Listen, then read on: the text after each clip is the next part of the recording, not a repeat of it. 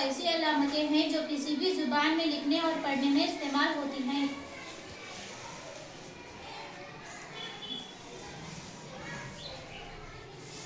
एक खत्मा की अलामत है। एक जुमला बिल्कुल खत्म होने पर, एक बात मुकम्मल हो जाने पर खत्मा लगाया जाता है।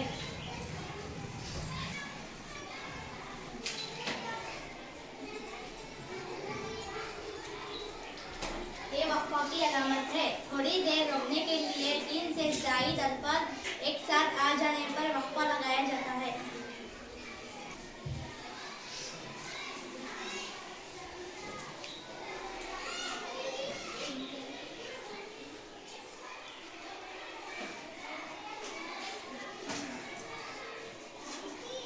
इस्तेमालिया की अलामत है। सवालिया जुमलों में ये निशान लगाया जाता है।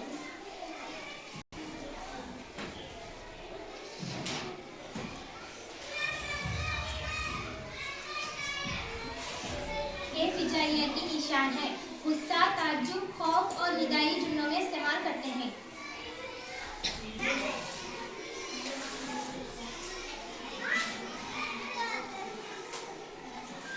इसका इस्तेमाल वहाँ किया जाता है जहाँ के जुमले की किसी साबित ख्याल या बात की तशरीह की जाती है।